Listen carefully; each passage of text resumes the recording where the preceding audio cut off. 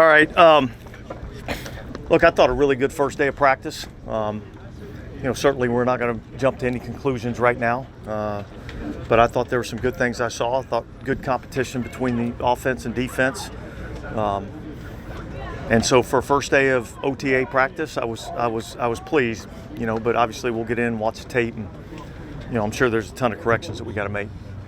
Dennis, are any of the absences problematic? Are you okay with the guys who aren't here? Well, look, I'd always love for 100% participation. I'm aware of why everybody that's not here is not here. Some of them personal reasons, some of them personal choice, whatever the case may be. I think really our focus really has got to be on the guys that are here, and let's work to get the guys that are here. Let's work to get those guys better. When guys aren't here, when they get here, we're going to welcome them with open arms, and we're going to go about getting ourselves ready for the 2024 season. And I think that's really all we can do. Dennis, the decision to go with Trevor Penning, running with the ones at right tackle, wouldn't have went that decision. Yeah, look, I think you're going to see a few things throughout the course of training camp where we're going to, maybe try some different things.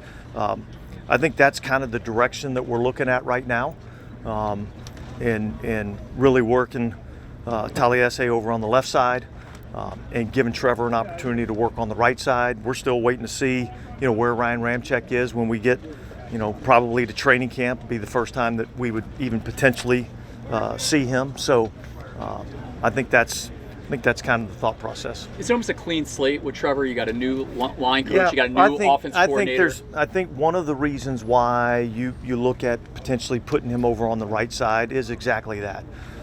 It's a totally clean slate. It's a different position.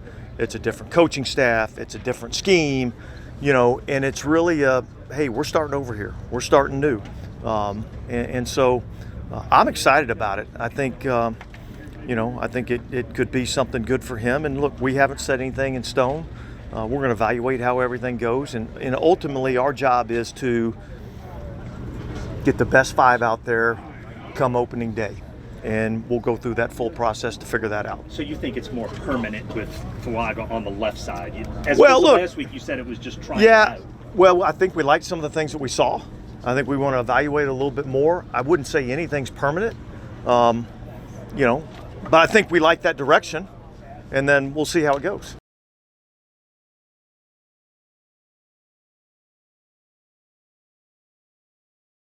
I think Taysom Hill can flourish in any role he embraces. I think there's a lot of things that he can do. And so, look, I think there's going to be a learning process that goes along with this. But there's a lot of different things that he can do. And I wouldn't say a lot of it is totally different than some of the things that he's done in the past for us. So, I think with a new staff in here and a new scheme, we're going to look at, like we were talking about with the offensive line, we're going to look at, okay, what can Taysom do? And where can we utilize him in this scheme where he can help us win football games? I wouldn't think we'd see a lot of him taking reps at quarterback during this time frame. We've got two young guys that we need every single rep that they can get, along with a starting quarterback who's, in a new system. So I wouldn't think that we'd see a lot of that. And we'll just evaluate how the quarterback position is, throughout this, time frame, and then as we get into training camp. Following up on that, because of where Clint came from, I'm sure there'll be comparisons to Juszczyk. Was that kind of something you all talked about, of utilizing? Yeah, I think there's some things that Kyle Juszczyk does that we feel like, Taysom can do and do well. I wouldn't say that we would say that role's entirely the same. I'd say there's probably a few things outside of that realm that we feel like Taysom can do to help us. But what would you just say you've seen from Clint Kubiak so far? Like, how has he impressed you? Look, I think the attention to detail and holding guys accountable to those details. I think that's something that he's really brought to the table for our group. And I think it's been good, and I think our players and I think our coaches are embracing that. What were your thoughts on Jake's day? It seemed like he looked just really comfortable. Yeah, look, I thought he had a good day. I mean, he hit a nice basic on the backside. The thing that we're seeing with our guys is and stressing with our guys is getting through your progressions, and being able to listen to your feet and know where you got to go within the progression. That was what I thought. Our guys did really well today. Nobody wins, I guess, a job like on the first day of OTAs, but when you see a guy like that or somebody coming in, they look sharp and good. How encouraging is that? I think anytime they look good, it's encouraging, right? I mean, and yet, like I've opened up with, we're not crowning anybody as we sit here in the first day of OTAs. It's day one of a long evaluation process, and so. Here's the thing: the more of those positive days that you could put together, the more encouraging it is. And so we just got to make sure we're not riding the roller coaster and the up and downs. Consistency is really what we're looking for. Dennis, how important is that y'all can find a nickel corner that you're confident in and they're confident in their ability to play on the inside? Because Alontae Taylor is very confident on the outside, Paulson and Debo, Lattimore, but to find that one guy, whether it's Kool-Aid or whoever it might be, to find that nickel corner y'all can count on. Yeah, look, obviously it's vitally important. I look at the nickel corner as a starter. We probably play 70% of our snaps are in some sort of sub defense. And so I look at that guy as a starter. I would say there was a lot of encouraging things with Alontae Taylor in there last year, and yet there were some things that weren't as good as they needed to be. And so let's don't forget that Alontae Taylor is a second-year player. It's his first year to play inside in the slot. So there's some learning that goes along with that. I think he'll be much better and much further along. He's getting that work now in the spring as opposed to the limited work that he got in training camp last year. So I think we're further along in terms of the coaching staff of where we feel like we can fill the roster out in those particular spots. Hey Dennis, you mentioned yesterday that you talked to Lattimore.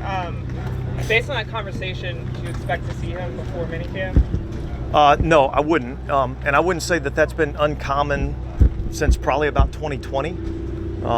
And so I wouldn't expect that. I know he's working hard.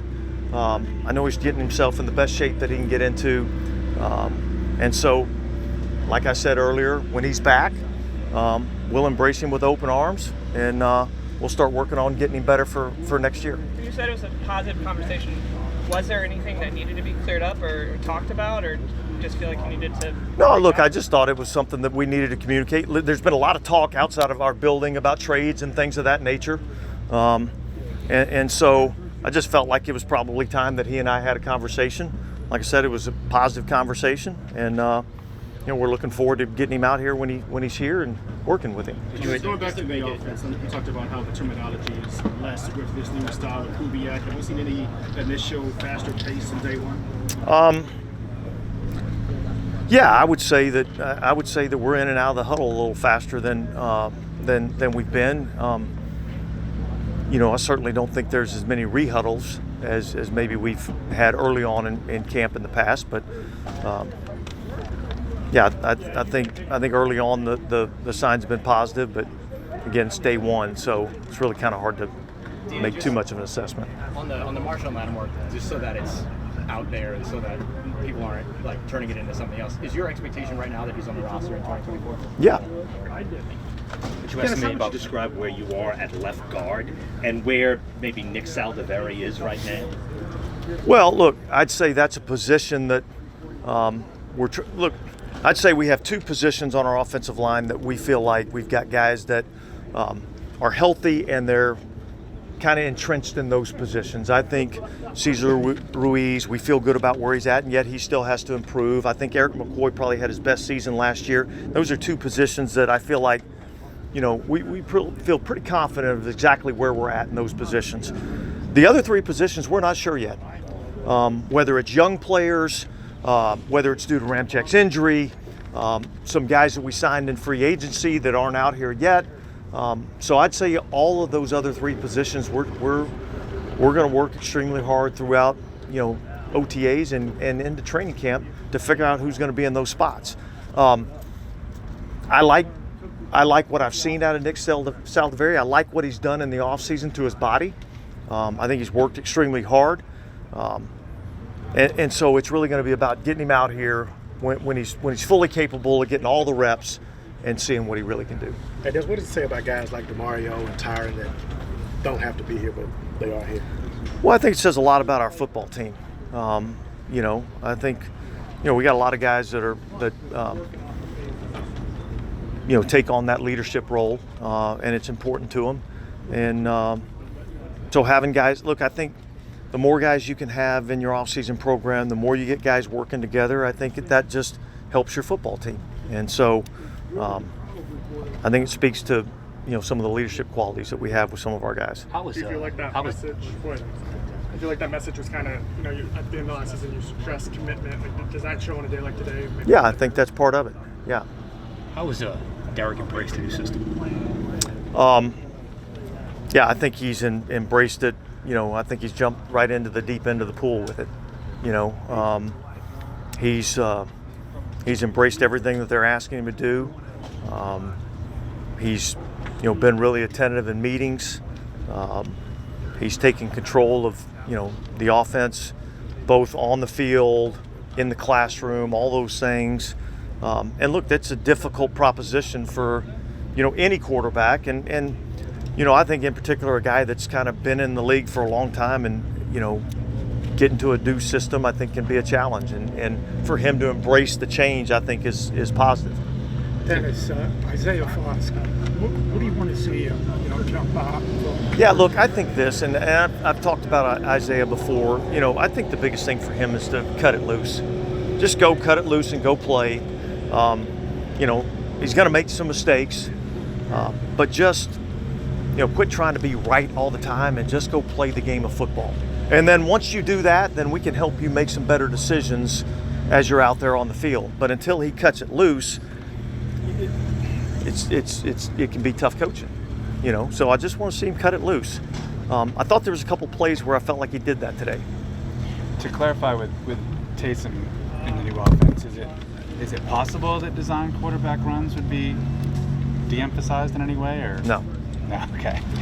And that's good. Yeah. And then the other thing is, Bob, just... I don't think we're going to run it every snap, but right, yeah, right. We're going to utilize him in that role. Absolutely. Okay.